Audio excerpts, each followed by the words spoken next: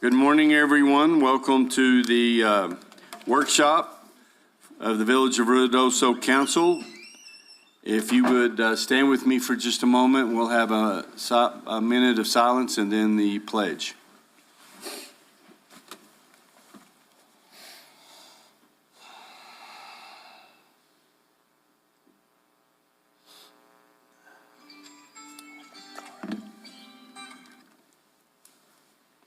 Pledge. I pledge allegiance to the flag of the United States of America and to the republic for which it stands, one nation, under God, indivisible, with liberty and justice for all. I salute the flag of the state of New Mexico, the Zia symbol of perfect friendship among united cultures.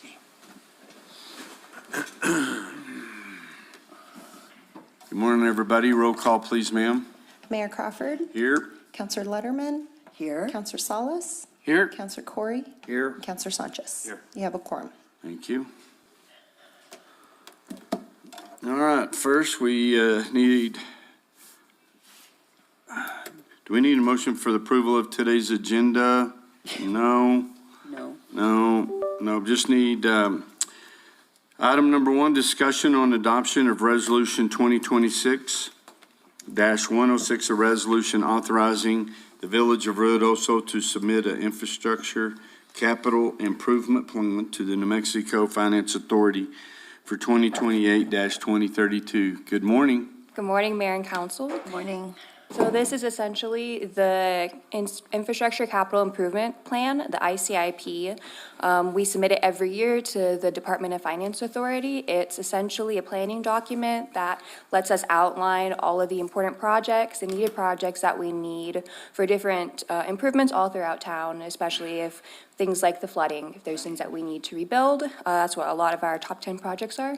There are a lot of projects on this, about 73 projects total, but I've just brought the top 10 for you guys here today. So the first one is the street and drainage improvements. That's essentially repairing a lot of the streets as well as drainage in areas that were affected by the fire. Then we have the workforce housing, as we're doing right now.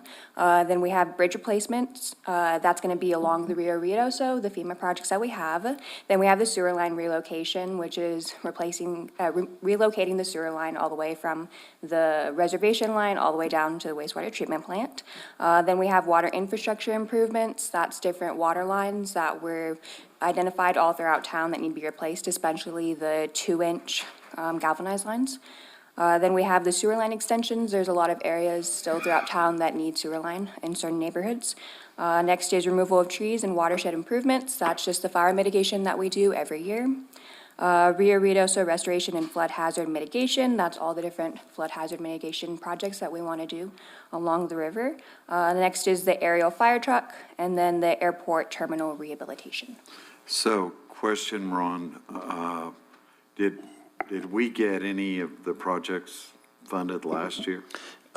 Mayor Crawford, Councilor Corey, we have for streets, we did get 2.5 million through capital outlay that are going to be that have specific streets listed on that appropriations, and then we got one for sewer line extensions replacement, which will be used as part of our if we need to match some of it with our Water Trust Board funds, right, or for other areas that Levi is working on. So, what significance does the ranking play in the legislative?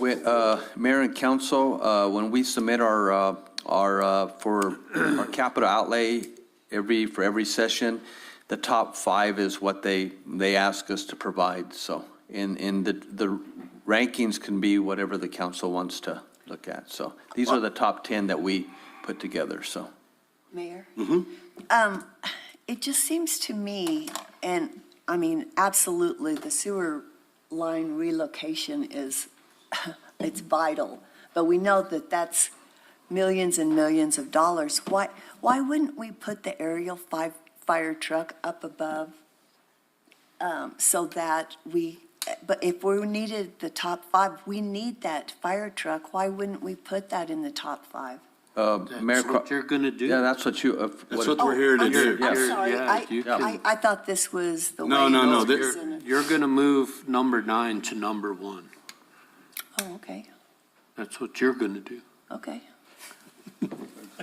Yeah, definitely, based on your guys' feedback, Yes. we'll rearrange before we Suggest that. submit. Thank you. Isabel, Mayor and Council, Isabel did conduct two public hearings. Didn't have a lot of participation in it, but she did have the available for the general public to be able to, just present projects, but these are the top 10, and they can be moved whatever. Okay. Who is the arbiter on this? LCF? Mayor Crawford. LFC. Council. LFC, This is through Department of Finance and Administration, DFA. Okay. Yep. Mayor, Ron, on this ICIP, the bridge replacement through FEMA and the sewer line relocation through FEMA, should that even be on here, being that it's supposedly supposed to be a FEMA funded project? Mayor Crawford, Counselor Sanchez, we're still working on them. It's good to have it on there because we may have to apply for additional funds. And we do, matching. we did receive $10,222,000 for doing the sewer line relocation in the Upper Canyon as part of the Water Trust Board. We were funded that. And then on the other, we'll also be funded on that also. So we're stacking money up Yes. for Upper Canyon. And then as long as it's on the ICIP, the top 5, and even if it's in the top 10, we can still bring it back. But we're getting ready to go to the Legislative Finance Committee, all the meetings, and do presentations and all of that to Plead our answer your case. question. And they did move, it used to be August 1st is when the ICIP was due to Department of Finance and Administration. They moved it up to July 1st. So that's what we're working on, and Isabel and I will be finishing up this and submitting it, so. And so like for on the fire truck, the part of the presentation with that is everybody's talking about our insurance rates cancellation, fire this, we need to do this after our ISO review, and that's when we have it on there. Okay, Whether got it's it. number one or not, it doesn't matter to me. It's going to be about volume of dollars and what they're going to be able to Okay. match to it. But we have a list. Did y'all not get this? No, Okay, well, it's a list that we had Judy make up and Ron on all of the, I'll send it to you, on the grants and everything that we've been awarded, and those legislative appropriations are on here, Great. so you can see them. So, regular. A regular, and I agree with Counselor Letterman that fire truck be moved to number 1. And I don't know if we could do that now. I mean, Whatever you want to We do, can and then submit it we'll, for we'll, next week, and we'll it'll be- change it. Well, it's irrelevant because we can't really make a decision we can't make a today. decision, but next week, that change could be there. And then I guess just a correction on the resolution itself. In the title, it says for fiscal year 2028 to 2032. Yes, sir. So it's a 5-year plan that we plan for a year in advance. So this Okay. will be submitted to be considered for next fiscal year, starting next July 1st. Okay. I was just thinking it would be 27 to 31, but, okay. Then, yeah, regular. Just get in your time machine.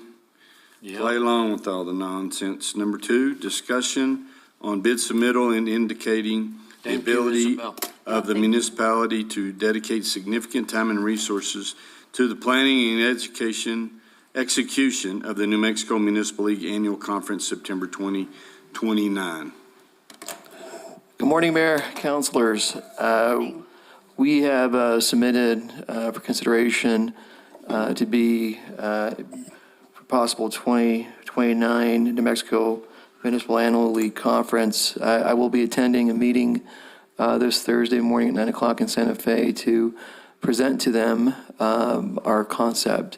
Talking with a few councilors last night, the mayor, village leadership, we're kind of looking at trying to replicate what we did. We had such a successful event in 2025 that's what we're trying to redo again. And so that's kind of the theme that we're looking at. Maybe, we have so many years before the actual event. So during that time, if there's new things that come up or ideas that we're looking to implement, we'll have time to do that and then, pass it through to Mariah and her team. I appreciate you going in my stead, so. Yeah, absolutely, Mayor. Where is this year's conference? Las Cruces, Cruises, yeah. yeah, And that's going to be in late August, so. yeah. Okay. So last time we went and did a presentation. Yes. And I get up and Clovis has the big radio voice guy and they'd hand out all the swag and do the presentation. And in Farmington did their, I didn't have anything but a smile. But it got it done. We got it done. Got it We were the done. best by far, but as y'all know, we get a lot of. Well, their you were also president of the league. That little help. But Eddie's going to go do the presentation, and everybody's bidding on other years. We chose just to bid on one because we felt like we Yeah. had time to put it on, everybody be prepared. Yeah, We'll have some of the a lot of this work behind us. And Yes. so, but I appreciate you doing that. And Yeah. we get a lot of conferences from the league, and we want to stay in that yes. capacity. So, because they'd ask us, please put back in. Godspeed, Eddie.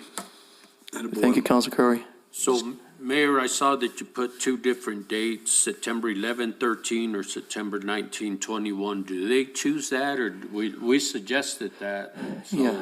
Yes, they kind of suggest a time, and then we put in for those dates to see which one better fits. Because I'd vote for 11, 13. I mean, that's just me. November 13th? September 11 September 11th to to the 13th. to the 13th. Councilor Salas, if they give us a combination of what dates to choose, I'll take that and pitch it to them for that timeframe. Consent. Consent?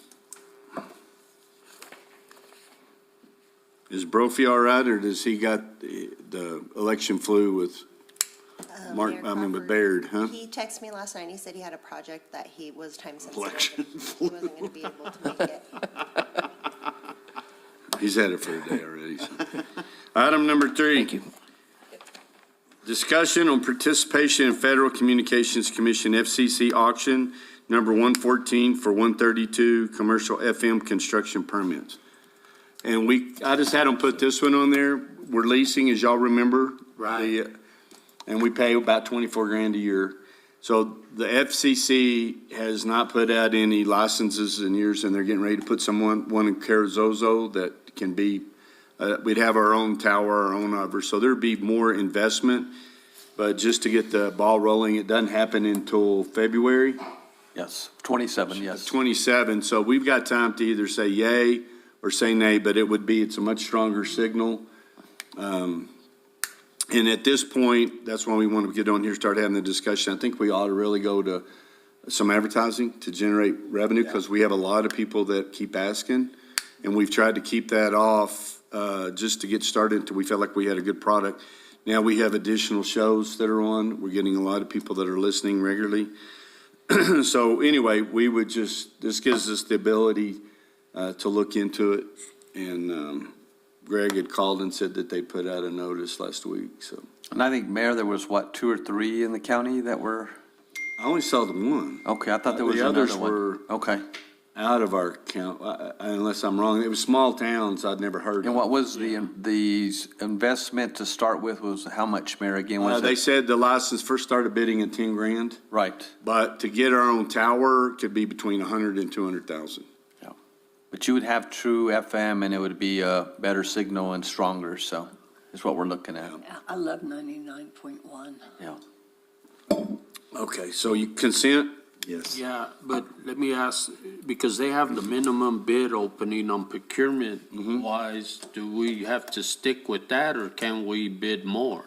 We can bid more. It's on the procurement, it can be an up to that the council, and that's some of the things that we're going to get all. Wiring We now. called that lawyer that we had do it the last time to ask him about it, so we'll get more versed on how to do it. And then I talked to Will Rooney, Yeah, because they can't have any more stations really right. around here, about how to bid on them. And he said there may not even be anybody bid on it, but he said, you never know if somebody will just pick it up for free, put it in a group with other stations, and then they try to sell them. Did, unrelated, but did we get the issue with that other tower lease resolved?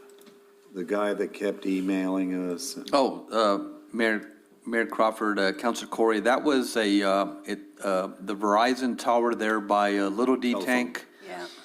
was bought by this tower company. Heath and I had a conference call with our attorney yesterday, and they are nonstop.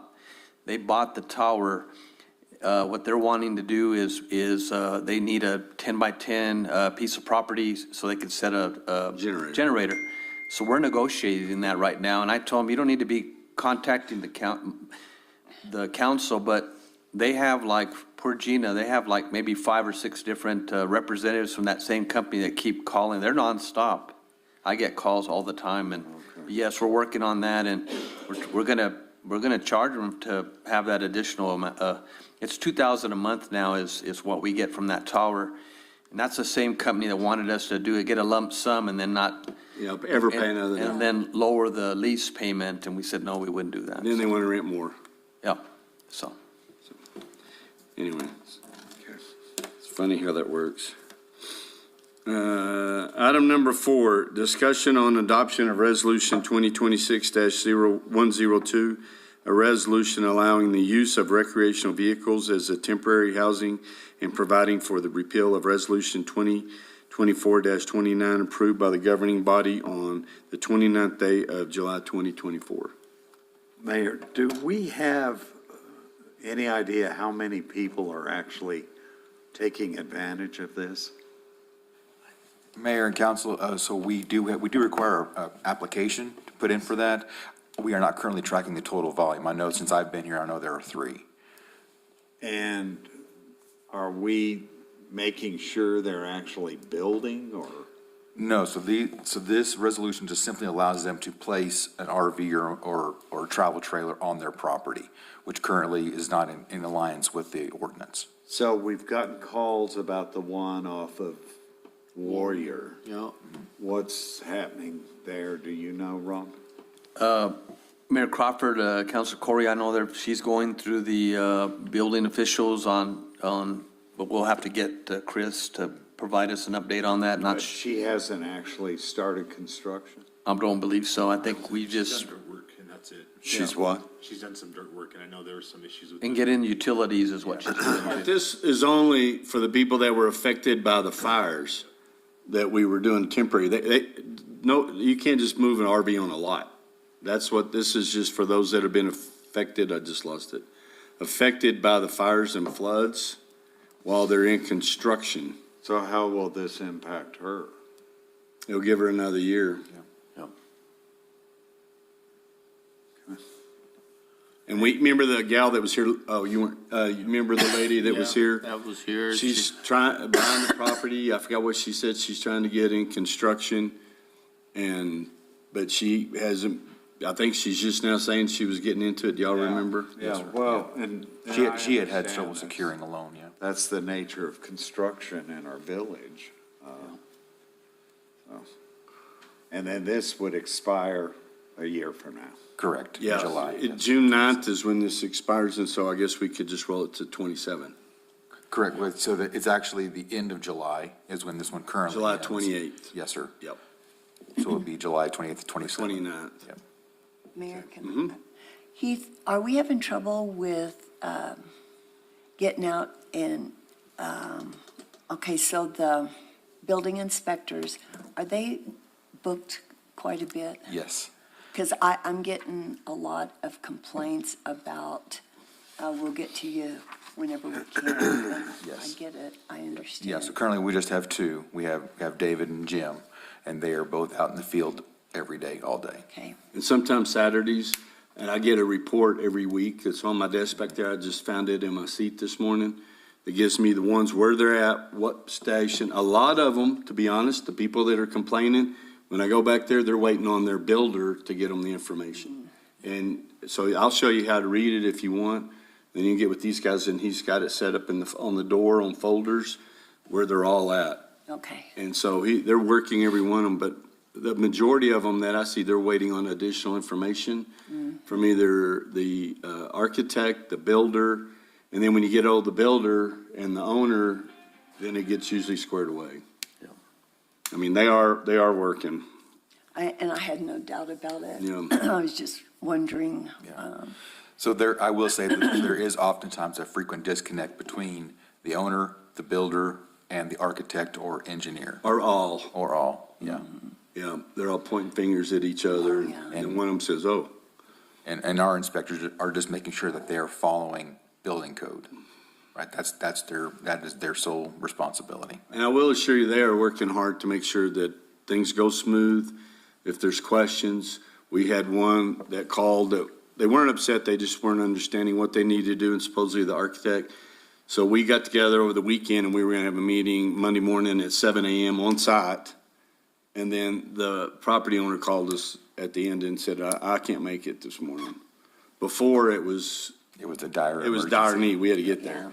And so now then, Dave, the main one that was supposed to be on that, is gone to see his stepdaughter or whatever. Yes, yeah. Something like Some that, family. graduate from Naval Academy, so he's gonna be gone. And so we have to put that off a week, so all of those, they're readily addressing them Okay, to stay after it. thank you. Consent? Yeah.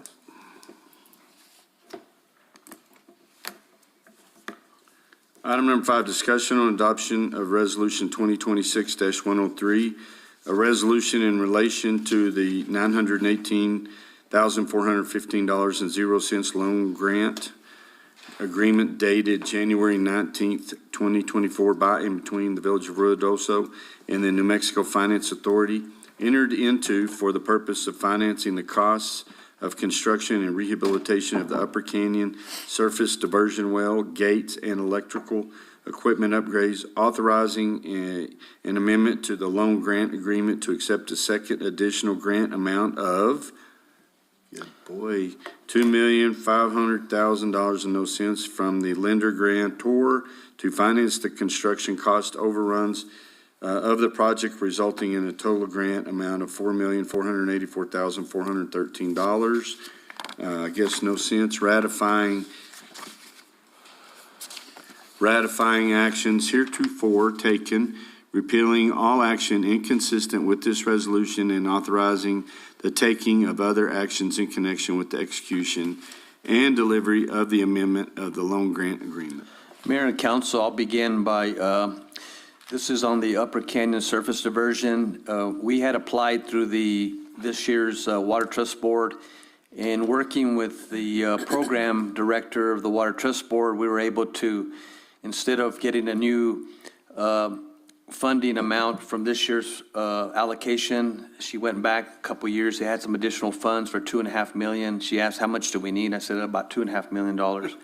So we got that, and we're able to go to the Water Trust Board and just, and this will just be cost overrun, so it's going to be totally different. But I'll have Levi just explain what's going to be done with that. And then we received another 1.1 million, which was several months ago, to add to this project also.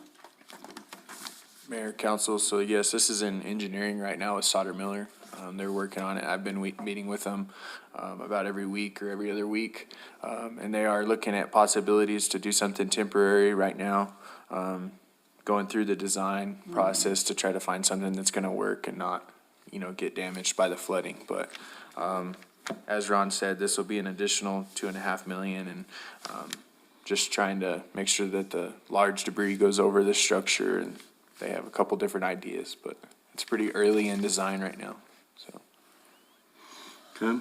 I did, like the deadline kind of that I gave them was to be ready to go out to bid by like September, October, to be able to get a contractor up there to get it completed before next monsoon, and they said that they could make that happen, so. But what about, okay, so we're going to try to do something temporary for this year. Yes, Mayor Crawford, Councilor Lutterman, just so we can be able to divert water into the grindstone, as Councilor Sanchez, that's what they did last year. We were able to get water still able to, in that reservoir, so. And we are still able to divert right now. They're talking about putting like some kind of guardrail type structure or steel structure on top of the existing concrete that'll act as almost a trash rack and like almost a ramp to throw the debris over the structure. Okay. So does this lead into any kind of discussion on the demolition of Plant 1 building? With Plant 1, so we were supposed to have DRC up there to demo the building, but they backed out on that. They're now just in flood debris removal, so they're not able to, or waterway debris removal, so that it didn't fit into what they're now currently working on. And it's part of a FEMA project with Dennis Dukes, but with that, I have reached out to contractors to get a quote to actually get that building demolished. And then as part of that, we would like to pull the siren off of the building, and I've met with Stephanie Long at the Wingfield House, and she would like to put that siren over there at the Wingfield House. And then there's been some concern from some folks in Upper Canyon that they won't be able to hear a siren. Can you talk about that? Yes, sir. So, talking with Eric and with Heath, the Fire Station 3 there covers that area up there. Heath, do you have anything additional to add? Yeah, the siren on top of the building hasn't been operational for years. Long time. Yeah, for years, even pre-South Fork and Oh, yeah. Salt. And that's, but they don't know that, and they I know. just heard us talking about it, so we've already called most all of them, I think. I don't know if you've gotten any other calls, Chief, but to let them know that that one was just there, we just hadn't taken it down. That's why it's going to be donated to the museum. Yeah, I love that. Mayor, I was actually at the bridge number 2 yesterday afternoon when the sirens went off, and you can actually hear the words from the sirens at Wingfield Park in Upper Canyon at Main Road 2. Oh, wow. Really? They It echo echoes through. up that canyon, And so it's big time. Station 2, it's big time. I can hear it in the house now. Well, I It's a good noticed one. it seemed to be louder yesterday.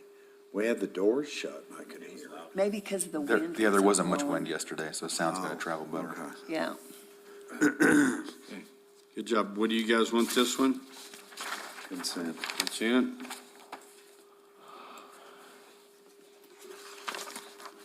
Number 6, discussion on joint funding agreement, number 25 RGJFA 23 Amendment 002 with the United States Department of Interior, the United States Geological Survey, USGS, for the operation of USGS streamflow and precipitation gauges with a village cost share of $64,000. Mayor and council, this is just a renewal and an update to the already existing agreement that we have with USGS for our gauging stations all throughout town and especially up in the North Fork area. We're not changing the monetary amount that we're contributing at all. It's going to remain $64,000.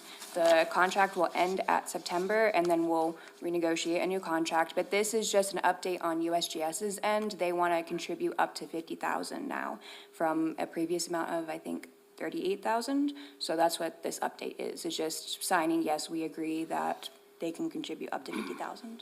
Good. And then we won't pay until September? We pay every year on a monthly basis. Got it. What do you want it? Consent. Consent? Thank you. Thank you. But in September, that's where we would negotiate and they'll go up on it, most likely. Well, it's never really negotiating much. Right, it'd be a completely new contract. The one we're under right now started back in '24, so it's a 3-year contract, so it'd probably be another 3-year contract starting in Okay. September. And supposedly, haven't they put some cameras? So, yes, and Counselor, also, we are also working in negotiation with New Mexico State for the takeover. USGS wants to get away from this gauge network because they don't have the internal funding to continue to maintain it. So the village is looking at other opportunities to be able to acquire and then have operations to maintain them. Okay. Do we have a camera over by Gavilan Canyon? We have a No. temporary that we Okay, put over there by the bridge, but we don't have. Okay, I was driving and I thought, that looks like a camera. It was black, but I was just wondering. Okay, Not that I'm aware. okay. Okay, thank you. Item number 7, discussion on adopting a fixed markup rate of $1.25 per gallon on Avfuel 100 low lead gasoline, and to allow the Sierra Blanca Regional Airport the ability to set fuel prices based on current refinery rack prices. Yes, sir, Lee. Good morning. Good morning. So when I wrote this up, I was figuring off of the formula that we were using. And we were looking at a profit margin of 74 cents, which that's just not feasible for us to continue operating.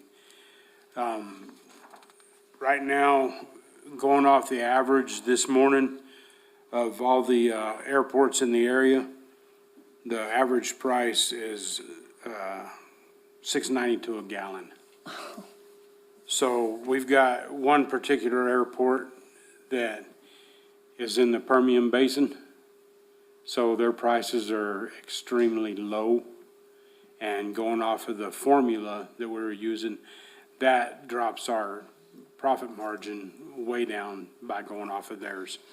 So the lowest one this morning was $5.75 a gallon, and the highest one was $8.16 a gallon. And if we go to $1.25, where will we be? Today, what's your price per gallon? Today, at $1.25, we would be at $7.16 a gallon, and that's going off of the rack price. I feel it's necessary that we start going off of the rack price, and I've been just going off of, the formula, but showing our profit, I have to go in and figure out what the profit margin is in order to put our prices into AppFuel, to set them. And the prices that I go off of are the last load that we bought. Well, the last load that we bought on 100 low lead was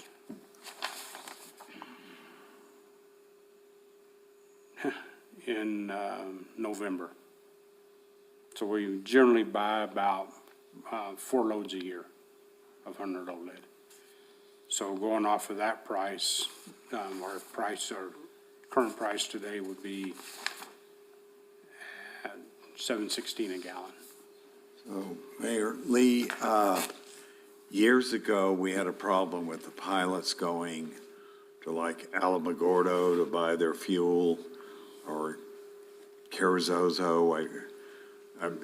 I mean, are you going to stay on top of that and make sure we're not pricing ourselves completely out? Well, if y'all adopt this, then our price would be set at a markup of $1.25 going off of the rack price. Period. Yes, sir. So you have no leeway. Nope. Mayor, Councilor, if I may, the problem with the formula as it currently stands is that places like Artesia that are in the Permian Basin that probably have access to unlimited lower cost fuels are making it impossible to get a clean average. The high was Las Cruces, correct, Lee? And then Alamogordo? Yeah, the highest one was Las Cruces. And what was theirs? That was at 8.16. That's $8.16. Okay, and Alamogordo? Alamogordo is $7.62. How much does this make up of your budget? The difference that you're talking about? You don't know, in the world of all of that we're dealing with, and we've gone through this, we waded up to our eyeballs, back and forth, disbanded a board that was out there because this was such an issue, and now then we're just gonna do this without knowing the basics. So how big of an impact does this make to your budget? Anybody know? So going off of that formula, off of the last load of fuel that we bought, was 8,068 gallons. Okay, So using that formula, our profit would be 88 cents a gallon. okay, And the total revenue off of that would be $7,099.84. okay. If we went to the $1.25 markup off of that same load of fuel, our revenue would be $10,085. So you're talking about a couple of $1,000, 2.7 or 6. Help me figure. And this is, if I may, this is just what it costs for that load of fuel. Right, we understand, believe me, we've been dealing with this. We've see it right there where you said, and, I mean, you presented a different picture. We went through this with the boards, we went through all of this stuff. So I would just like, if we're gonna change it, I'm just, we seem to go, going back and forth on this. And so I'd just like to get a plan and let's look at it because prices are gonna get worse. We all see what's happening. Jet fuel's gonna go nuts. And so either we stick to an average that we're doing, because I don't think they produce jet fuel in Artesia. I think it comes out of a different plant from just what I've been told by Direct Diesel and the people dealing with IPUSA, which we'll hopefully ask them here in a little bit and find out. But how would they be able to do it so different? I mean, so much lower than everybody else? Well, they always claim that's because transportation fees. Well, and it's not the jet fuel either, it's just This is just on This is just avgas. 100 low lead. Okay.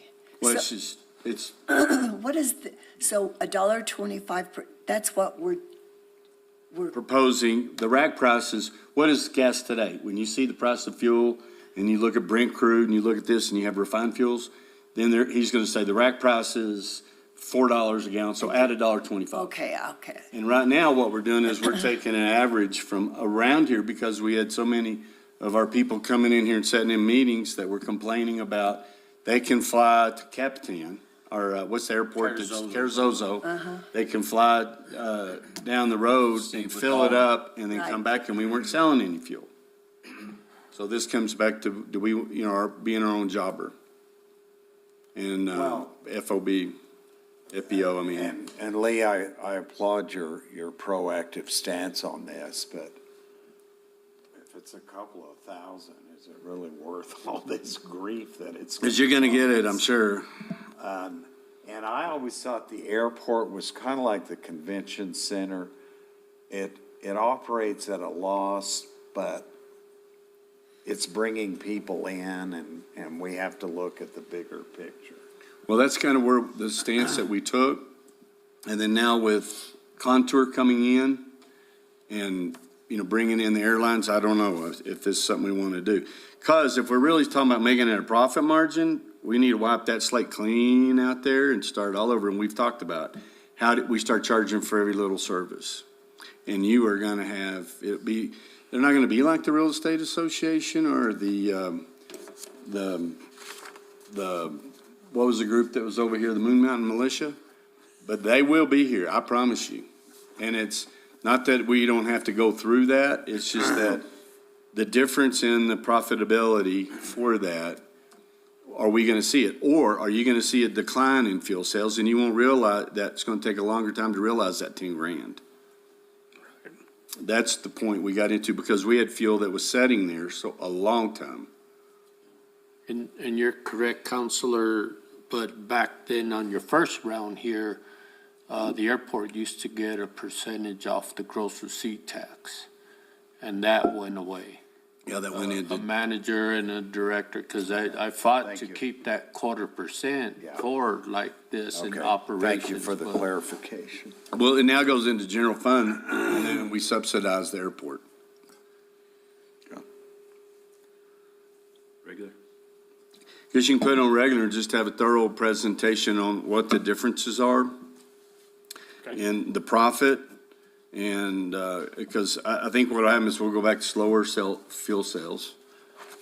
And then we talked about wear and tear on equipment and we talked Yeah. about all of that stuff again. And then at that time, the wisdom was we want to hold it at that. Remember, we went really cheap just to see if it would improve sales to that margin and it didn't. So we chose to pick a median and stay with it. So we'll put it on regular. Okay, number 8, discussion on award RFP 2026-010P to LGA Engineering, Inc. for professional engineering services for Sierra Blanca Regional Airport, SBRA. And those of you that remember, LJA is now some of the main individuals that were working with this with Lochner. And before that, it was Armstrong. Yes. Yes, sir. So, so this is those same guys. Is this for the terminal building? They will be our on-call engineers For everything? for everything. We put the RFP out, we had two, put in for it, LJA and Park Hill. And the committee chose LJA. Okay, what do you want, consent? Item number 9, discussion on agreement between the Village of Ruidoso and LJA Engineering, Inc. for professional engineering services at Sierra Blanca Regional Airport, SBRA, awarded through RFP number 2026-10P. And that would be regular, I recommend. We did the award and consent, and then any agreements we throw on regular. Okay, y'all good? Yep. Okay, Thanks, thank Lee. you. Item number 10, discussion on contract between the Village of Ruidoso and Ruidoso Municipal School District for police services for the 2026-2027 school year. I don't see Chief. He's out on the phone. Oh, is he on the phone? So everybody knows that Kalama's coming in and we're going to lose Sal. He's going to be at, rumor mill is he's going to be riding on the golf cart out at Alto. Nice. Be the I marshal. thought he was already doing that. He is, he's, So we're still easing into retirement. yeah. He is- So we're still only going to do one. mhm, yeah. as far as I know. Yeah. I thought they requested two, or we were Something talking I- about two, But Yeah. nothing came of it. because we need one at the middle school permanently, even in the summertime. But Okay, Number 10 is for like the security at the football games and all of that, and then number 11 is the school resource officer. oh, okay, Well, consent on 10. okay. Thank you. So it's like the one that we do, I always did out at the racetrack, or we did. They reimburse us. Yes. Yvonne? The hospital has a lockdown. They do right now? They, Kara got notice that nobody can go in or out, and that was at 6:30 this morning. Oh, I hadn't heard that. At the Hospital? I haven't heard. Well, I'll make an inquiry here in a minute. Item number 11, discussion on joint powers agreement between the Village of Ruidoso and the Board of Education for the Ruidoso Municipal School District regarding placement of school resource officer at Ruidoso schools. Consent. Consent? Yeah. Okay. Item number 12, discussion on quote for services with Verto Soft for OpenGov E procurement, project management, and grant management software utilizing Sourcewell contract number 060624-VTO in the amount of $349,357.35, including New Mexico GRT.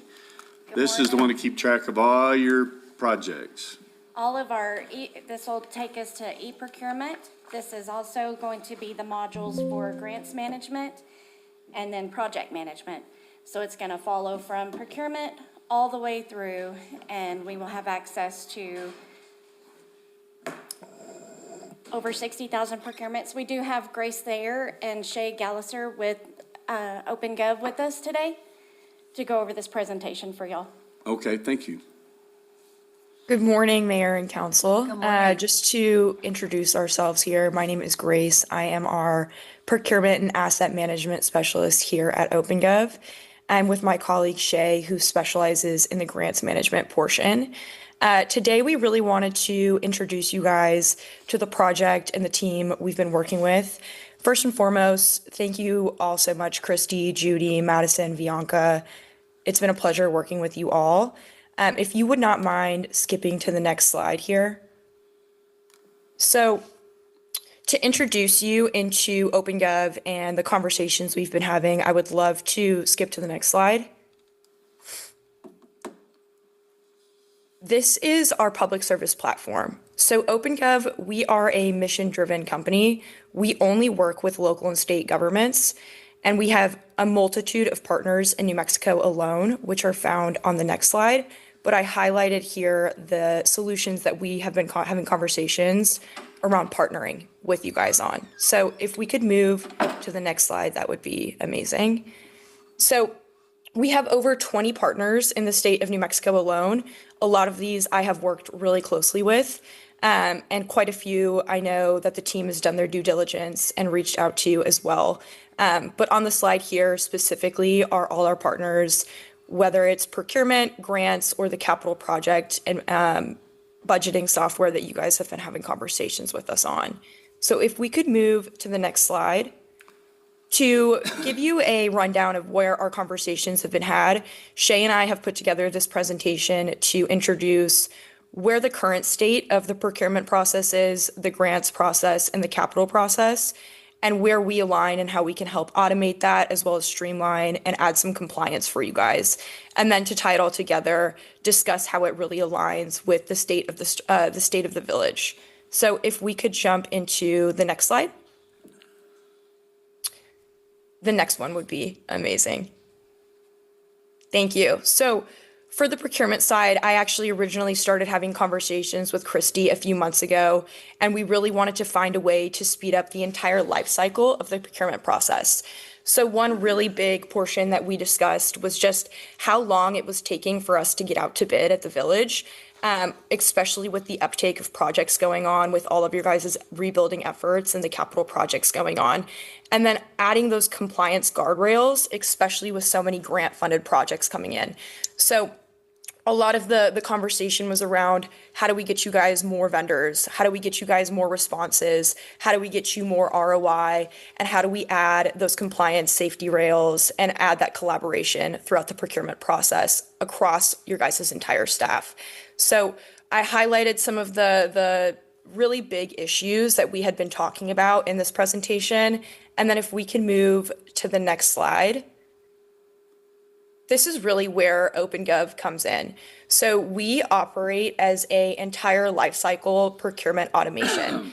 And what that means is throughout the entire process, all the way from an individual in any department creating a request for a procurement, to Christy and the team developing the solicitation, to going out and posting and engaging with vendors, to creating scorecards and holding evaluation committees, and then that contract management portion and making sure that we're staying on top of those renewals. We automate that entire process, and it all lives within one system, making it very easy to search things up, making it very easy to get things completed on time, and then also allowing for you guys to engage with our network of vendors, as well as bring your own vendors in. So this entire process will allow for Christy and the team to be able to come in, double check everything, and make sure that we're staying on time, getting things out to bid, getting those responses that you guys are hoping to see to build those larger capital improvement projects as well as everyday projects. So if we want to move to the next slide here, I'm going to pass it over to Shay to talk through the grants portion. Yep. Mayor, council members, pleasure to meet you all. Just to echo Grace's statements, the whole Ruidoso team has really been a pleasure to work with, and excited to continue this partnership. So if we could go to the next slide, please. Essentially, as you all know, grants are a crucial source of revenue for the village. Currently, grants management is happening across disconnected spreadsheets, paper files, with no centralized system and source of truth for the grants.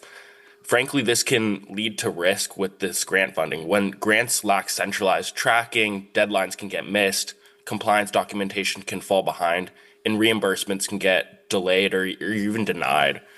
This creates risk of potential funding freezes, clawbacks, or even damaging relationships with the grantors, right? What we consistently see across our New Mexico municipalities is that the manual workload of managing grants through these disparate systems isn't just inefficient, but it also compounds. Every possible delay in one area can create downstream risk in another, right? And with a large part of your guys' recovery efforts and capital projects being grant funded, that exposure can be fairly significant. So if we could go to the next slide. What changes with OpenGov grants management is fairly simple, right? Grants start living in the silos of paper files, Excel spreadsheets, ERP, and they start being managed as an entire portfolio. Every funding opportunity, every deadline, every dollar is tracked in one place, and from the moment the funds are received all the way through the final closeout, right? Your finance team isn't chasing down spreadsheets before an audit. Yourselves, as well as leadership, has visibility into the status of projects, what's spent, and also what's potentially at risk in terms of your funding. At a super high level, this will turn Ruidoso's current grants management from a reactive state to a proactive state. It'll help find funding to fund projects and insulate the general fund while also protecting the funding you all already have. So we can move on to the next slide there, and I'll pass it off to Grace. Thanks, Shay. And just to tie everything together, obviously, a lot of our conversation was around those capital projects. So throughout the conversation, Shay and I were having around procurement and the grants portion, how do we allow for you guys to operate more effectively overall when it comes to all of these projects going on? And it became very clear very early on in those conversations that this was a large priority with those 30 active projects happening. And throughout this entirety of this meeting, it's been very clear that this is a priority. So with all of our procurement delays going into these capital improvement projects, with all of a majority of these projects being grants funded, with the current state in Ruidoso being just not a lot of visibility into these projects, there's delays in every step. There's a lot of things going on when it comes to handling the magnitude of the projects going on right now. So if we could go to the next slide. Within OpenGov capital projects and capital budgeting here, you're now able to get executive level dashboards. You're able to track what layer and what level those projects are on, having visibility into every step of this, as well as seeing the budget versus the actuals in relation to these projects. And when it's a grant funded project, being able to see where you're lining up, where that grant funding is coming into play, how much you've been using, et cetera. So overall, there's a lot of intersectionality between all of these portions of software and helping to aid the rebuilding vision here. So if we could go to the next slide. Awesome. So I just wanted to highlight this slide, and I won't read through it all, but really having the conversations these last couple months, taking a look and really researching this account and coming out multiple times. I actually visited the village about a year ago, right after a lot of the disaster, and seeing all of the efforts being put in, hearing the conversations from Christy, from Bianca, from Judy even, and from Madison, it's been very clear that this aligns pretty heavily with a lot of the vision. So I would love to pause here, open the floor up to any questions from the team. Me and Shay are happy to answer if the team wants to jump in and answer as well. But we really appreciate your guys' time. Thank you, guys. Mayor. Yes, sir. Christy, we don't currently have any software to manage. No, sir, we do not. So, and with due respect to this vendor, our one of our recent software purchases didn't really go according to plan. Yes, sir. Have you reached out to some of the other users? Bianca Thank you. did some of those phone calls. So when we were previously talking about this with OpenGov, they gave us a list, of course, that you've seen before, of our fellow municipalities. I reached out to Roswell. Roswell uses this for their entire budget. I reached out to Las Cruces, and they use the same programs that we're asking for as well. And it was from the get-go, we absolutely love this program. They're great to work with. They follow through with their training. They follow through with their setup. They're responsive when we have issues. I mean, it was just rave reviews from both entities. And these are entities that are larger in size than we are. So I took it fairly well that, hey, if it's working for them, then it'll work for us. And then another question. We've kind of, in the past, our different platforms are like silos. None of them really interact. Are we working towards trying to get interaction? Well, this one won't tie in. Judy gave us a presentation on this the other day, why we needed. Yeah, to and get it. I'm not at all but questioning that. You're talking about just these people. This one actually integrates in with our Tyler system that we use. It does integrate? It does. I thought she said it wouldn't. No, it does. No, this one does. Good. And that's why we've been looking at this one so extensively. Okay. Is because it would mesh with our entire Great. accounting software. Great. In Mayor and Council, again, we're trying to get everybody trained on grant administration. Writing the grant and submitting it and applying for it, that's the easy part. Managing it and doing the administrative work is what's tough. You have to do your reporting, you have to submit your reimbursements, and you have to make sure you're following their timelines. So this here will be able to track that, be able to, if somebody needs a report on a grant, we can have that report ready to go and be able to show what progress is made and where we're at on these projects. Mayor, Ron, I know the crews have been using a new work order system. What is that work order system? It's MyGov. That's MyGov, yes. So tracking these grants, I know you said that Tyler's gonna talk to each other. Well, when these guys are doing the reporting out in the field, will this coordinate with that one also? MyGov and Tyler are not talking to each other yet. That is supposed to be happening within the next few months, I believe. So once all of them are talking to each other, it should be okay at that point. But right now, MyGov and Tyler do not talk to each other. But OpenGov and MyGov, will they talk? That's what I'm asking is, when these guys are doing the reporting out in the field, is it gonna transfer over when we're actually tracking these projects? So there's I don't- reports you can Is- generate Isabel. through MyGov. And then upload them. You can download and upload back and forth between each other. Okay. And I just wanted to say, we did do demos with several companies before we went with the one we thought was going to be the best. And they just have so many more options for us to help us streamline our whole process from start to finish. We felt like this was the best option. How will training be done, Christie? So implementation, they will start gathering information from us as soon as today, probably, or next week. They will work with us one-on-one. We have people But do assigned they- to us from OpenGov. Do they come on site for training? On-site or mostly Zoom, Grace? I can answer that. So it's going to be mostly via Zoom. We will partner you guys with a team from OpenGov specifically. So you will have a project manager, and then we have a history of over 180 years of government experience internally at OpenGov. So you will be partnered with ex-government workers to help you guys implement fully.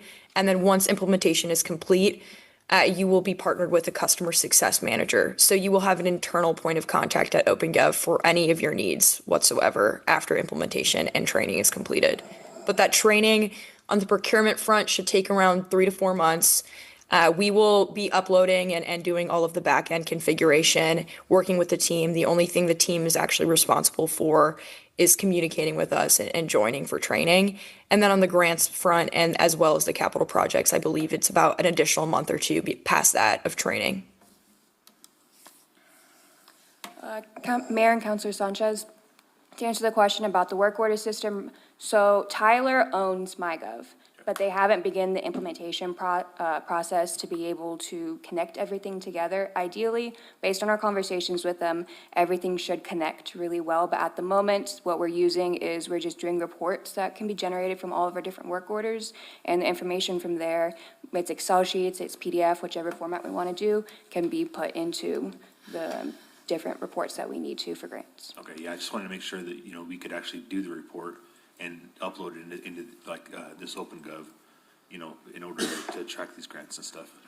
Ideally, by the end of the year, we should. Bless you. Bless you. Thank you. So when we're buying equipment now, Ron, what sources do we use? Do we use Sourcewell now? Mayor Crawford, members of the council, Sourcewell is one of our price agreements that we use. We use CES and state price agreement, but Sourcewell is, we use that. Are we locked into Sourcewell with this, using this company? Do they have any other price agreement? Just Sourcewell is the only one? Just the Sourcewell is. Okay. So we have to use Sourcewell. Yes, sir. Is that good? Yes, sir. It is. Why are we using CES now? If they're not whatever vendor, whatever price agreement that this company uses is the one we're using. So we're signing up with them and Sourcewell. Sourcewell is only the price agreement. It's just like CES or the state price agreement. They have a contract with Sourcewell. That way, they've already done the procurement, and that's the way we're procuring this project, through Sourcewell. There And we've are done some- other, I think Jerry's used some of them for his trucks and different, we've used them on several, so, Sourcewell. We Sourcewell's have a- about is a 10 national different board. cooperatives that we do use, because not all of the vendors are on the same one, so they kind of pick and choose which ones they want to be contracted with or through. Okay. Regular. Regular? All right, thank y'all. Thank y'all very much. Thank you. Thank you, guys. Thank you. Thank you. Number 13, discussion on adoption of Resolution 2026-104, a resolution finding the property located at 103 Hiding Place, Ruidoso, New Mexico, no longer well, this word's caused you a lot of stress over there, Heath, nuisance, public nuisance, and providing for repeal of Resolution 2026-75 adopted by the governing body on the 27th of April, 2026. You want to take this one? Yes, Mayor, Council, so this is just a removal of the prior resolution for the clean and lean. This property was erroneously addressed. And he has had many, many conversations, long ones, with someone that's upset. And when it boiled down to, it was the word nuisance. Yeah, that'll come for the later ones, Okay. but for these two. But I was just talking about the word nuisance as part of the legal terminology. Yes, yeah, it That's comes all out of it the is. ordinance, yeah. So items 13 and 14 are both the same. They're both erroneous addresses. Consent. Yeah. Consent? On both For of both them. of them, yeah. Okay. But I appreciate Heath, he spent a lot of time trying to explain it, and when it boiled down to it, it was the verbiage. Yeah. And then, thought we had it all worked out, and she went straight to social media and. To the newspaper. Yeah, to the newspaper, that's right. So item 15, discussion on adoption of resolutions 2026-107. That's 206 Eagle Drive, Unit 1101, 2026-108, 206 Eagle Drive, Unit 1102, 2026-109, that is 206 Eagle Drive, Unit 1103, 2026-110, that's 206 Eagle Drive, Unit 1201. 2026-111 is 206 Eagle Drive, Unit 1202. 2026-112 is 206 Eagle Drive, Unit 1203. Resolution 2026-113 is 206 Eagle Drive, Unit 1301. 2026-114, 206 Eagle Drive, Unit 1302.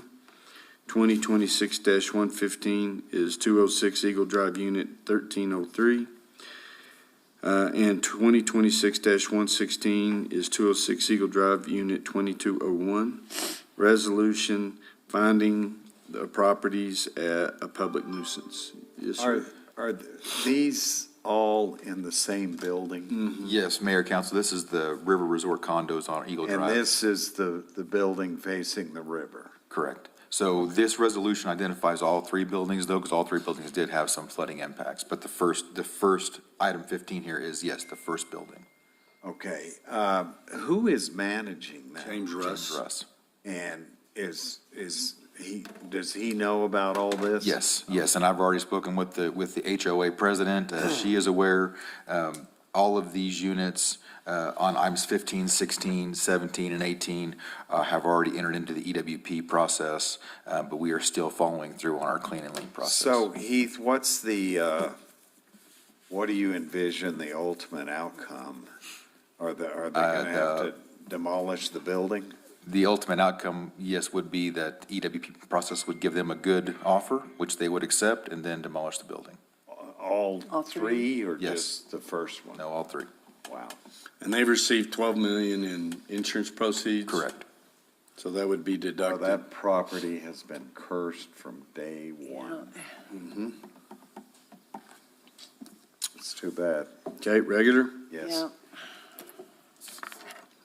Item number 16, discussion on adoption of resolutions 2026-117, 206 Eagle Drive, Unit 2202. 2026-118 is 206 Eagle Drive, Unit 2301. 2026-119 is 206 Eagle Drive, Unit 2302. 2026-120 is 206 Eagle Drive, Unit 3101. 2026-121 is 206 Eagle Drive, Unit 3102. 2026-122 is 206 Eagle Drive, Unit 3103. Resolution 2026-123 is Unit 206 Eagle Drive, Unit 3104. 124 is 206 Eagle Drive, Unit 3105. 2026-125 is 206 Eagle Drive, Unit 3201. And 2026-126, 206 Eagle Drive, Unit 3202. Resolutions finding the properties a public nuisance. Regular. Okay, thank you. Okay, item number 17 and 18, so we're going to go. Discussion on adoption of resolutions 2026-127 is 206 Eagle Drive, Unit 3203. 2026-128 is 206 Eagle Drive, Unit 3204.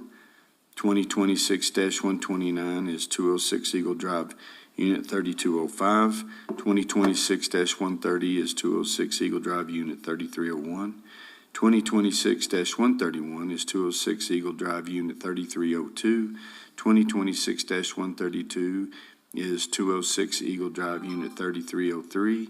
Resolution 2026-133, 206 Eagle Drive, Unit 3304.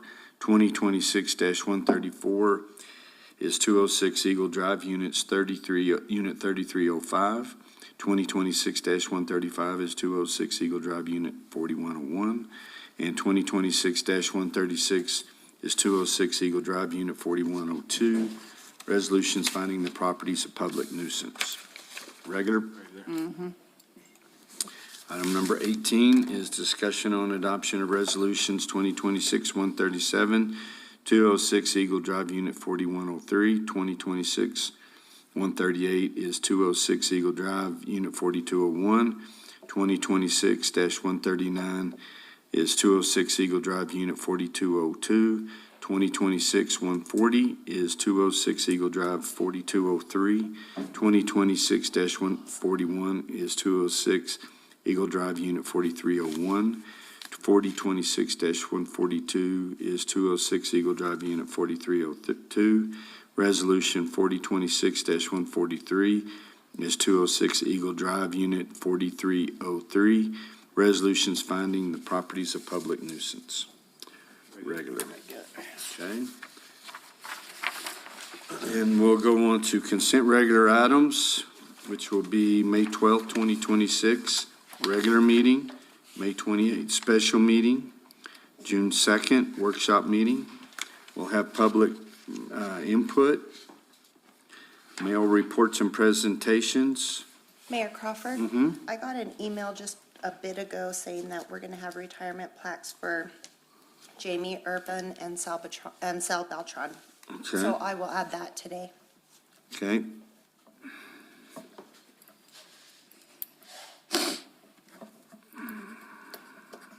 Okay. And then we'll have a lot of promotions on this one. Boards and commission appointments, we have one opening, is that right? We have, utility board. Utility board, one at large from our, who's on there now? I am. You are, and who do we lose? Jesse. Jesse, oh yeah. And John Cornelius is leaving as well. Okay, so we're gonna need two. I thought we only needed one. I'll have I to think check we the kept list. John on there for just as an alternate, or he was the chair, right? He was, Mayor and Council, John stayed on after he been there since his term ended and stayed on the utility committee. So we just need an at-large. I'll check that list Is for Joe sure Eby whenever I on go it? back into the office. Joe's on PNC, but he's not on that one. John Cornelius? No, Joe. Oh, So keep in mind, if we have some names that come to mind, let me know. And what board is this? Utility Board. Okay. And did we get everybody back on Parks and, Keep Ruidoso Beautiful? I don't see anybody. We're Are we full? Uh-huh. Okay. I thought somebody was telling me somebody might quit. I almost was thinking we need one on the RSVP, but we're disbanding that. Yeah, unfortunately. They're still going to do their thing. And on the manager's report, is there anything anybody wants to hear specifically? I would like to hear an update on what's going on, not with the clean and lean on this, but our regular, Buyout? no, not the buyout, but just some of the properties that. Oh, the blighted ones? Yeah, the blighted ones. Like on No Gal? Well, No Gal. the one up by Spring Road, by Wingfield Park. And Yeah, the Boy Scout thing? I'd like an update on the STR issue. Okay. Yes. Both the software and how we're managing it, and where we're at with that ad hoc committee. On the short-term rental, we actually have the ordinance here ready to be, and I'll give an update on that just here in a minute. Okay. We've already had several meetings, and we're, And I appreciate Jacob. Oh, yes. He did a great job yes. corralling everybody, keeping them focused. He did a really, really good job. Yes, and I invited him, and he's going to try to be here for the regular meeting, Jacob, but he did an excellent job, so. Very I'm pleased. surprised. Yeah, no, me either, really. Public hearing on adoption of, anything else that you come up with that you want a presentation? Because we're nearly done with 603, so we'll have a touch-up on 603. We're so close, then we're finding out that we might have an issue with that house right as you go on the right with a spring being under. It's coming down here, so it's just a water leak? Well, that's good news. Mayor, council, Is that on? it's chlorinated water, but I'm not sure where it's coming from at this time. So I had my guys go and pull the meter out and actually drain the water out of the house. The contractor had already ran a line from the meter under the house. When I had General Hydronics come up that works for White Sands, they dug up there by the meter and there was no water there, but I'm not sure exactly where the water's coming from. My Lord. It never ends. I'm sorry? Because the house is at the bottom of the hill, that water leak could be coming from any of the Oh, other yeah. lines up the hill. So I did talk with Zeke, let him know that it was chlorinated water, but it was, go ahead, Adam.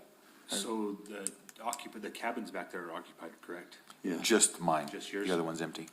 Because I think the old water line is still in there, going to the Rock House and those other houses. That could be, it could be leaching underground. It could, I mean, I know we've had sewer issues with that Rock House also.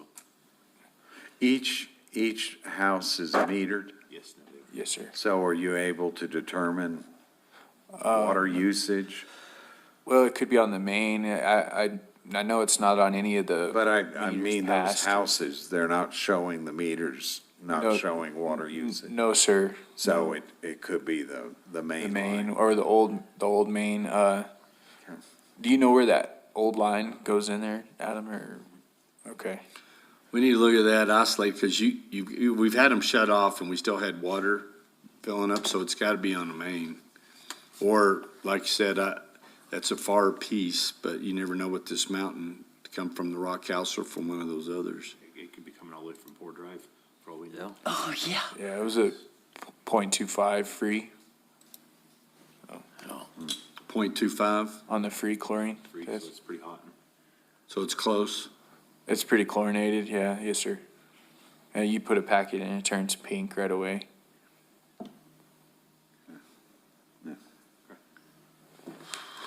It's tough, man, I'm sorry. Here we are in June, 2 years. Yeah, and I hate to, when's La Luz supposed to start paving? Yeah, we need to figure that out before we start paving. Oh, yeah. Well, the good news is they're moving on the apartment complex. Yeah, they, Looking good. they keep going. He'll be here when? Ashton? He'll be here the 10th and 11th, I believe, Mayor, yes. Okay, we've got some other things looking at, Yep. hopefully to present. Okay. There wasn't one here from 603, but, I don't know, Natural Springs better or not? We're glad it had the chlorine in it, because that way we can at least try to isolate. Try to isolate it. Yes. Yeah. Yeah. Okay, reports from municipal officials. Public hearing on adoption of ordinance 2026-10, an ordinance amending the Village of Ruidoso Municipal Code of Ordinances, Chapter 54, Land Use, Article 2, Land Development Code, Division 4, Zoning District, Section 5472, Overlay Zones, and Appendix A, Fees, Fines, and Penalties. And Mayor, this is, Mayor and Council, this is the short-term rental, and working with the committee, again with Jacob, changing the appeal process, it's gonna go to be heard first by the P and Z, and then afterwards the council will be the appeal process. No wood burning fire pits, but controlled flame is okay on the permitting. And administration can make decisions on suspension or revocation. They have the ability to pass the decision to P and Z also. And then the attorney did some language cleanup on it, and we worked with the group on all that, so. Okay, and that was Mary. We had Angie, Mary, Jacob, the gentleman from one of the property real estate agents, I can't remember his name. And then the other mayor, Joe Eby was on there, Okay. yes. Are Angie and Mary happy? When we had our final meeting, Never make them happy there, Greg. Jacob, I asked Jacob, and he said, we're good to go with it, and hopefully he'll be here. If not, we'll. I had a 30-minute conversation with Mary at the grocery store yesterday. She didn't bring it up one time. So I would say that's pretty good, because she gave me a list of other things. Oh, yeah. So I'm working on those. Okay, good job on that one. Yeah. Item number 2, public hearing for objection to adopted resolution 2026-64, resolution finding the property located at 141 Sleepy Hollow Road, Ruidoso, New Mexico, a public nuisance. So this one is really in it, but the people don't want it in. Is that the issue? It's all right. I'm sorry, Mayor, what was your question again? Item number 2 on the public hearing for the objection of adopted resolution 2026-64, the property 141 Sleepy Hollow. Is it one that's been deemed to be a nuisance, but the homeowner doesn't want it in there? Correct, yes. Okay. So it's unrelated to the other ones that were taken out? Correct. Because we still feel like it's an issue? Correct. Okay. Regular items, discussion and possible action on recommendation from P and Z Commission on vacation of easement, EV 2026-04, with the establishment of a new underground utility easement on property Zone C2 Community Commercial District located at 315 Suttereth, lots 53A-1, Block 8 of the Palmer Gateway Subdivision, Ruidoso, New Mexico. Yes, sir? Thank you, Mayor Crawford, members of council. This is, So this is the Region 9 property, and this is basically a vacation of an existing drainage easement that was previously not thought to be part of the building area, but it turns out with plans for a swing set area and a playground, they want to reroute and build a general utility easement. Chris, which Region 9 property? The So new this one? is 315 Sutter. Nursery. The nursery? Yeah. Okay. Yes, sir. So in green here, this is the portion of the easement that is going to be vacated. And the blue is the reroute. It shows a 90-degree angle, but they are going to work, and the engineers are going to work in 45 and 65-degree angles to reroute and reconnect to the drainage easement. and then dedicate the new easement as a utility easement generally. So it could be sewer as well as storm drain and any other type of utilities. Are they gonna have to cut across Mescalero Trail? Mescalero Trail, no, sir. So there's gonna be no cutting, as approaches Mescalero Trail. So there's gonna be cutting on following the property line of 315 Sutter to, that will follow the boundary line. That would be the southeastern corner of the property. And then, join into the existing easement there. So there'll be no construction concerning the easement near Mescalero Trail.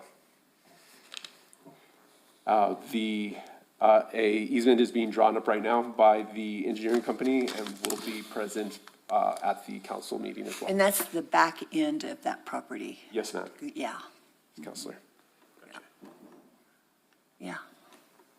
Any other questions? Okay. Thank you. Yes, sir. Thanks, Chris. And then we'll have closed session. Typical. Anybody else have anything they want to add or discussion? I had a question. Ron, we got an invite for Legacy Bridge. What is that? That's the bridges. Go ahead. That, Mayor and Counselor Corey, we're going to, on the legacy bridges, on the 6 bridges, Bohannon, Houston, our on-call engineer's we're gonna do public meetings to just explain that. I'm gonna also have Heath provide an update on that here at the next council meeting to go over that also. But they're gonna do, that whole week's gonna be full. We're gonna have a clean, and I'll let Heath go ahead and explain that. He's been working on all those public meetings, so. Yeah, so Bohannon, Houston will have 2 public hearings, June 16th and 17th at the Convention Center, starting at 5:30 in the evening. So they're going to give a presentation as to what the projects are going to be, and then they'll be open up for public comments to get feedback. And the reason why, first they have to meet that this is a requirement for the project, but there's also a lot of misunderstanding about all of the old designs from 2022 that were done. People think that we are just simply dusting those plans off and reusing those, and that is not the case at all. We're going through a complete redesign. Heath, how are we communicating these meetings to the public? Carrie's pushing it out through social media. Okay. We did mention it on the radio as well. in the Radio newspaper. stations. Do you need us at these meetings? It would educate you. Yeah, it would be good information for you to be aware of if you're not fully aware of what the 6 legacy bridges are. What about June 15th? That's So, the clean, June 15th, so that's the Monday of that week. So at the Convention Center, we'll have another town hall specifically for Clean and Lean, PPDR, and the buyout program. So DHSEM will be here. I will be there presenting for the village, and then Jason Burns as well as Kenneth Branch will be here to talk about all that. Are we going to bring up, will they be talking about CDBG?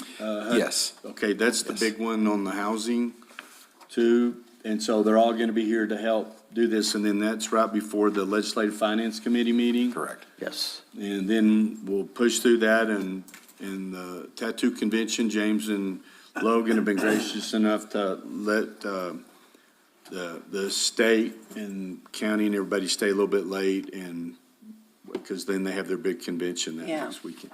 So that whole week's going to be slammed. And Heath's been busy working with and setting all that up, so I do appreciate Heath for that. That way we can try to get it all out there to everybody but at least you will have a solid knowledge of the new designs that we're going for, which is all of them.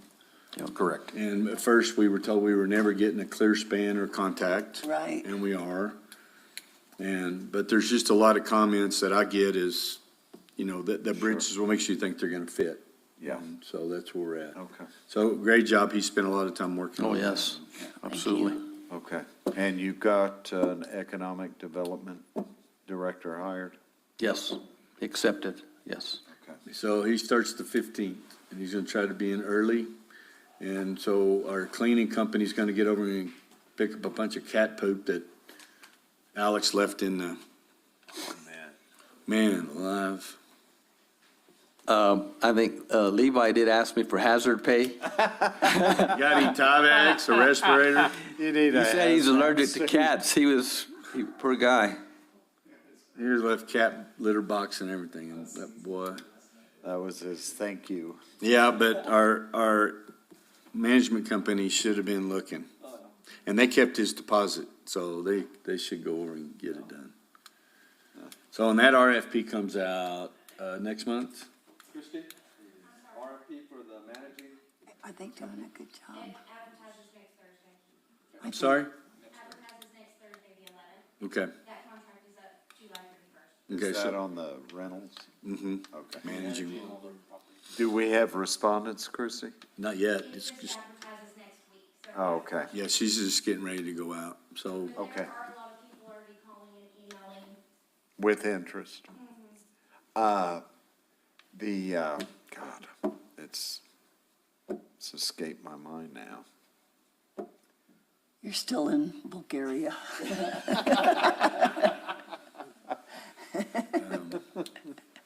Anybody else? Oh, no, I remember. We got an email, from Justin Hoffman. Uh-huh.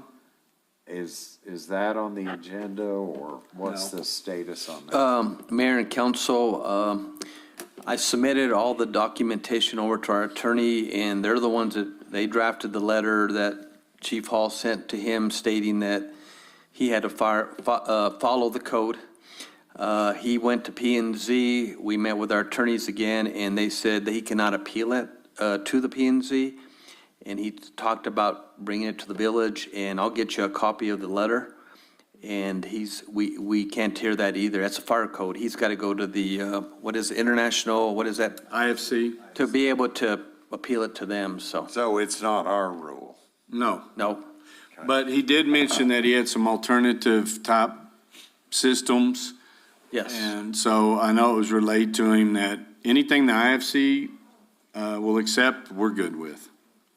And I'll have a copy of the letter for each of you all. I'll email it to you. And then I had talked to you, my homeowner's insurance isn't renewing. Is the state doing anything at this point? They're trying to, they're visiting with them, but we're not getting a lot of traction. But I will tell you, like Ashley Dalton, you know, most of hers is shutting down. You know, she was seen on social media just fanning all the different ones. Farm Bureau's still writing them. I've called different ones. Other ones are coming back into the market. Okay. And coming in and out, and I'll be happy to give you my agent. Mine did go up, but I did just finish getting my yard in compliance. Yeah, so I won't be going on vacation this year. Thank you. I bet.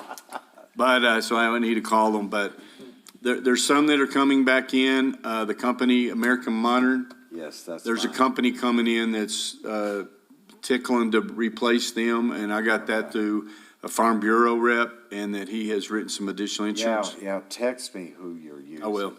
Brian Holloway at Farm Bureau, but they have office here in I've got Roswell. State Farm. So there's some of those, and State Farm has started rewriting some. That's why it's imperative that we continue on with the fire truck, that we Yep. continue on moving in those directions. But, and Dick and Judge Potter are doing a really good job. People complying, we're running into an issue.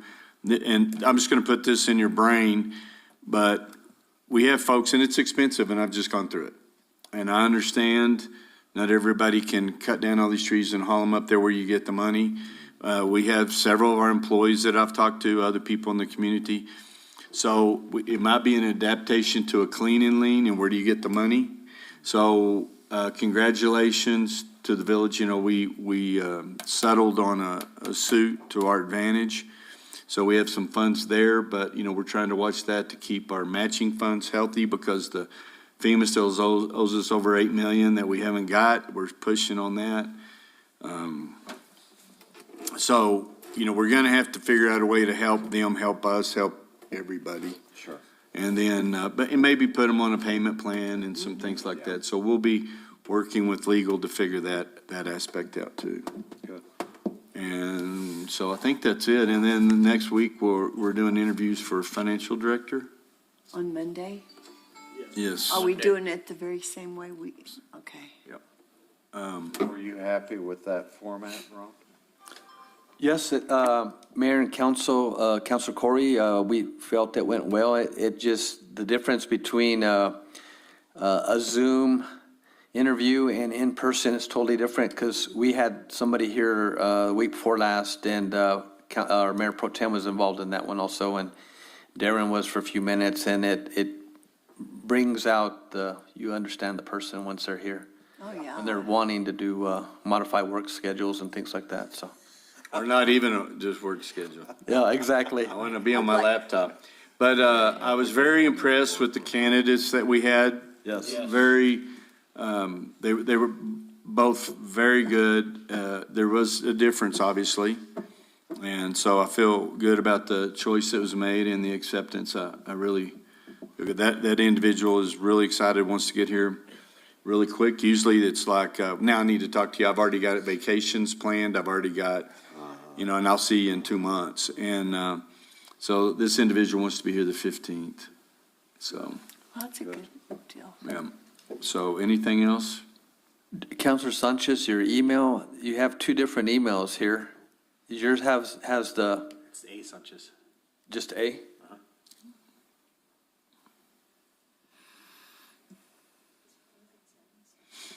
I know, probably. Okay. Oh, I see it, Adam slash Sanchez, or a, No, it's supposed to be A. okay, I have two different ones. And we have a communications meeting later today. This email. Is that today? Does anybody know? Yes, we do. Okay, and so some of the stuff, that we put in the paper about the FEMA job, how it's brought into existence and how anyway, I've gotten a lot of positive feedback. I don't know if y'all have got any. I know you hadn't. You've been vacationing. You should just let me see your pictures. You just show me a video, 'cause that sounds like an interesting place. But it's pretty impressive, all the hard work that everybody's been doing, going back to 23, 24, where a lot of these were put in. But so these gals, that's why it's important that we get this software on the project management, because we're grants and legislative appropriation and water trust board. We ain't even got all of it yet. We're over $96 million. And then we have a 1.4, nearly $5 million loan. And then our matching right now is over $4 million. And then, so that puts us over $102 million in different facilities. But we've had a lot of good news. Now then we got to figure out how to get it done. And Josh says, no problemo. Yeah, And, the work Levi begins now. says, it's easy. And we're waiting, now in June, the Colonias, we've been approved close to $12 million in Colonias projects. Be going to the Finance Authority here in mid-June for that award of That's 3 huge. projects. That's great. But that 100 million we don't have yet. Well, it's coming. I mean, it's been approved, and so we can start drawing down on some of it. No, we- Okay, that's good. I mean, we've got how many, much of this is in engineering? Does anybody know 40-something million? Yeah, 40, 50 million. So we're obligating it and Okay. spending it, so it's humming really good, so. Okay. A lot of good work. Anyway, all right, if there's no other business, this meeting for the Village of Ruidoso Council is adjourned. Ask Chief